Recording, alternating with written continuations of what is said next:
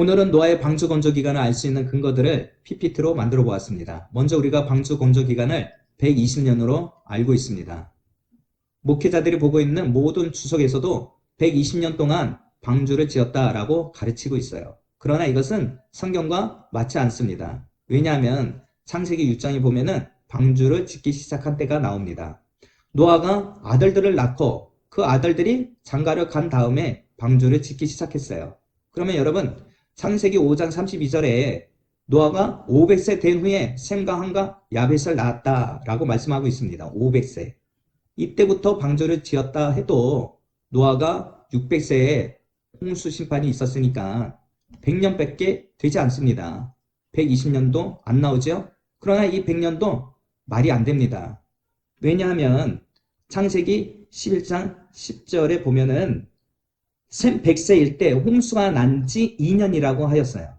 이게 무슨 말이냐 하면은 노아가 500세 된 후에 셈, 함, 야벳을 낳았다는 말씀은 있어도 502세에 셈을 낳았다는 말씀은 없지만 노아가 502세에 셈을 낳았다는 핵심 구절이 바로 창세기 11장 10절입니다. 그러면 502세 때부터 방주를 짓기 시작했다라고 했을 때에 노아 600세에 홍수 심판이 있었으니까 100년도 안 되겠죠? 98년입니다. 100년도 안 됩니다. 그런데 방주를 짓기 시작한 때가 노아의 아들들이 결혼한 다음에 있었던 일이에요. 그래서 이보다도 더 방주를 짓는 그 과정이 짧았다라는 것을 증명해 보이도록 하겠습니다.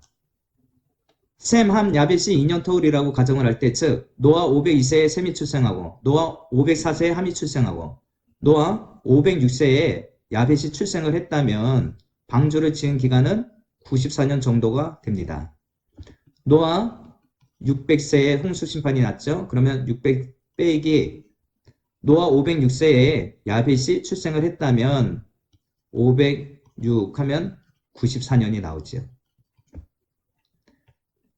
또 창세기 6장 18절에 방주를 짓기 전에 방주 설계도를 말씀하실 때 세 며느리들도 함께 방주로 들어가라고 말씀하셨기 때문에 이 아들들이 15세에 결혼을 했다면 즉 노아 517세에 셈이 결혼을 하고 노아 519세에 함이 결혼을 하고 노아 521세에 야벳이 결혼을 했다면 방주를 지은 기간은 훨씬 더 짧아질 수 있겠죠. 그래서 노아 600세, 600 빼기 521세는 79년 나옵니다. 결혼을 만약에 늦게 하면 늦게 할수록 방주 지은 기간은 더 빨라지겠죠. 그러므로 방주를 지은 기간이 주는 의미가 있습니다. 어떤 분이 이렇게 말씀하실 수가 있어요. 방주를 120년 동안 지었든지 100년 동안 지었든지 98년 동안 지었든지 80년 동안 지었든지 그것이 뭐가 그렇게 중요하냐 이렇게 물을 수도 있어요. 그러나 이 방주를 지은 이 기간이 주는 의미가 있습니다. 노아가 방주를 지은 그 기간이 빠르면 70년에서 80년이다 라고 하였습니다. 이것과 연관하여 생각나는 말씀이 시편 90편 10절입니다. 우리의 연수가 70이요 강건하면 80이라도 그 연수의 자랑은 수고와 슬픔뿐이요 신속기간이 우리가 날아가나이다. 우리의 연수가 70이고 강건해봤자 80이라는 겁니다. 인간의 수명이 고작 7, 80밖에 되지 않는다는 거예요. 그것도 아주 신속하게 지나간다는 겁니다. 이 짧은 기간 동안에 우리가 어떻게 살아가야 하는지에 대해서 시편 90편은 말씀해 주고 있습니다. 자, 그러면 여러분 노아가 방주를 지은 그 기간이 짧으면 7, 80년이라고 하였지요. 인간의 수명도 7, 80년입니다. 뭔가 연관이 있어 보이지 않습니까? 그러면 노아가 방주를 지은 그 기간 7, 80년이 주는 의미가 무엇일까요? 노아가 방주를 지은 이 짧은 7, 80년이 갖는 그 의미는 우리 인생의 전부를 보여주고 있어요. 우리 인생 전생애가 어디에 무엇을 두고 살아야 하는지, 무엇을 짓고 살아야 하는지를 보여주고 있는 것입니다. 단 하루도 빠짐없이 노아는 평생을 방주를 짓고 살았던 것을 보여주고 있는 것입니다. 여러분, 방주는요, 방주 안에 들어갔을 때야만 구원을 얻을 수 있고 생명을 얻을 수가 있어요. 심판을 받지 않고 멸망을 받지 않습니다. 그래서 방주 밖에 있었던 모든 사람들은 멸망받고 심판을 받았습니다. 방주는 무엇입니까? 오늘날도 노아의 때와 같습니다. 그래서 하나님께서는 방주로 들어가라. 이 말은 예수 그리스도 안으로 들어가라. 방주는 예수님을 예표하고 있습니다. 방주는 예수님을 나타내고 있습니다. 그러므로 예수 안으로 들어갈 때 우리가 살 수 있습니다.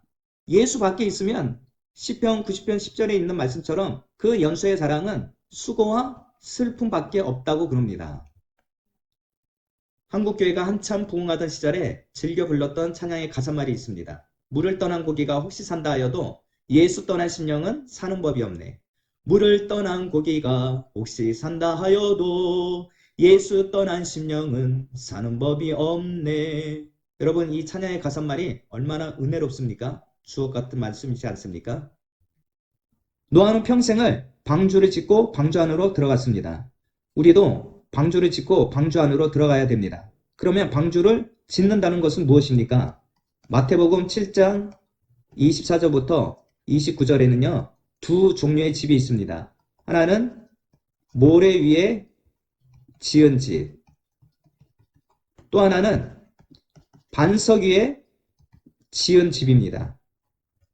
그런데 모래 위에 지은 집은 비가 내리고 창수가 나고 바람이 불면 곧 무너져 내리는 집이라는 거예요.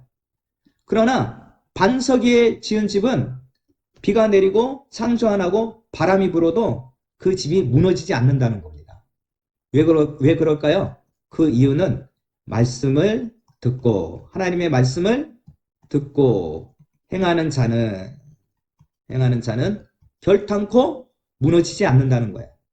노아가요, 창세기 6장 18절에서 하나님께서 방주 설계도로 말씀하실 때 방주를 짓고 방주 안으로 들어가는 순종을 했습니다. 이럴 때 복이 내는 것입니다. 그러므로 저와 여러분이 말씀을 듣고 행하는 자가 되어서 반석 위에 지은 집처럼 살게 되시기를 예수님의 이름으로 간절히 축원합니다.